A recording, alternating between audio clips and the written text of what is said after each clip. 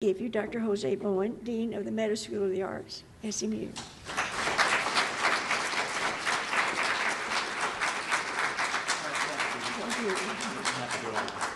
Thank you so much. Pleasure.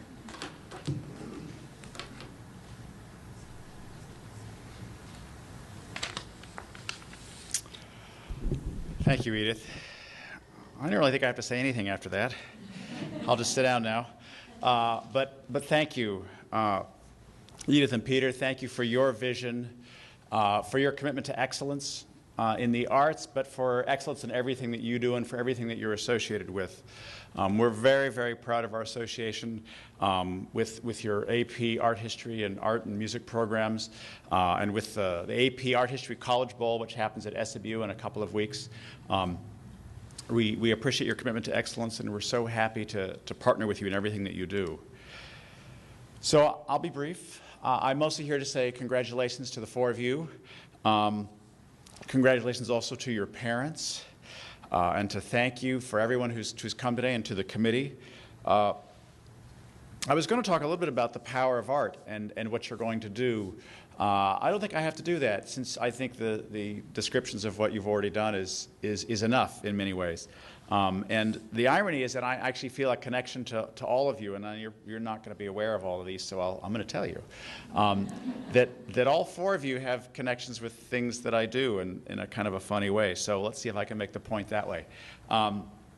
So Kelsey, I hear you want to do journalism, and as you know, I think the journalism is usually in the School of Communications, and SMU Meadows is very unique that we have journalism in with the arts, and I always get questions about why is in with the arts, and it's precisely because of what you identified, because journalism used to be about something separate, and cinema and television used to be something separate, and there were different ways of communicating, but the media was one way, theater was something else.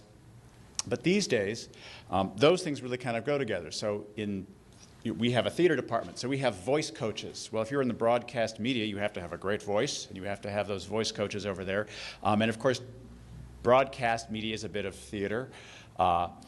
The equipment and the way that things are disseminated is in fact the same. The use of cameras, lighting, we have photography, we have journalistic photography, we also have photography in the arts department. So that mix of students actually works out very well, and there actually is a connection between what you want to do in journalism and what you do as an artist. It's about visual storytelling. It's how do you change someone's life? How do you reach someone and get them to think about something in a new way, just what you were talking about.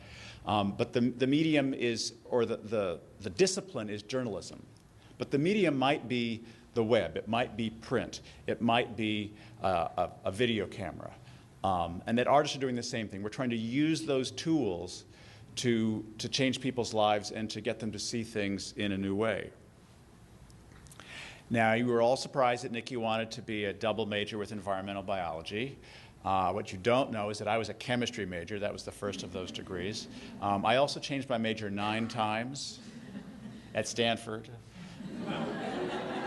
You knew I was going to stick that in there. And that's okay, because it doesn't matter. I mean, you're going to change your majors, most of you. That's all right. You're going to change jobs. In fact, the jobs that you want to do haven't been invented yet, for the most part. So it really matters less what you do in terms of discipline and more in terms of how you think. So whatever you do, you will find a way to combine those things. I actually did find a way to combine my ancient history and chemistry degrees. I studied bronze disease, which is not a disease. People get it's a disease that bronzes get. See, there's the art history connection. And they were so pleased at the museum when this chemist, well, you're really a chemist? I mean, we don't get those over here at the museum. We get art history majors. And so they were very, very pleased to have a real chemist walking in the door. Garrett, I wish you luck in combining musics, jazz and classical and fusions. That's actually, as a composer, musician, what I like to do. Again, as an artist, we're voracious. One of the things about artists is that we're not content. We're not content with technology. We're not content with political or geographic boundaries. We want to explore the world. We want to find ways of incorporating lots of different things in our art. And we're voracious. And so don't ever lose that. Stay voracious. That's the hallmark of a great artist, is somebody who's not satisfied, who's impatient. I often make the comment to people that people think of technology as something that belongs over in the engineering school, that they use technology. I say, no, no, no. Actually, it turns out that the people, and I've been on 5 different campuses, and on all 5 of them, which department uses the most computing power? It's the art department. In every place, art, music, the arts. The engineers, they only want to do is keep track of numbers, right? Numbers are easy. They're actually small little bits. They're easy to store. You want to store millions of images, and you want to sort through them all at once. You want to do facial recognition, all of those sorts of things. The arts, we need lots. Music files are huge. We actually use a lot more computing power. And again, we're voracious. That thing, the mouse, remember that mouse thing that you use on your computer? That wasn't an engineer. That was an artist who invented that. Because it was somebody who said, you know, all those numbers on the screen, that's just too confusing. We've had computers around for generations. We just weren't using them because the engineers were hogging it all because it had numbers, right? And only they could understand all those numbers. It had to be an artist to come along and say, you know, if we could hold it in your hand and just touch it, this iPad thing, or we could use a mouse, then everybody would want one. And so the artists are voracious in their use of technology, among other things. And finally, to my soulmate Quinn, although I never took 18 APs, I took 0 APs.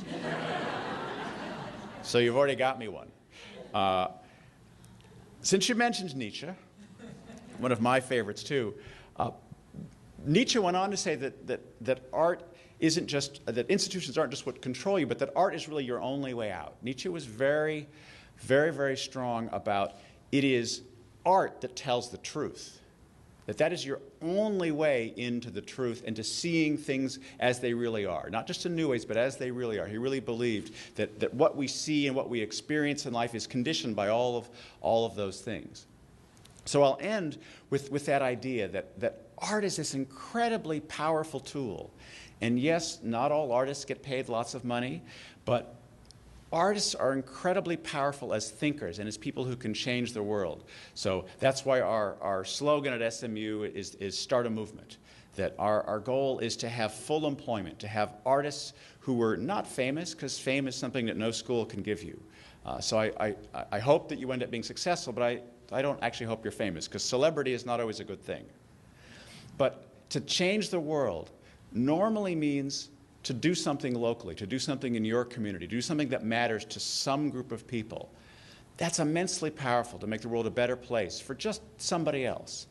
And artists are especially good at that. Artists are especially good at seeing the real, at being voracious in new technologies, in connecting the sciences and math and engineering and all of those subjects to help people understand the world in new ways through the use of media or journalism or whatever it is.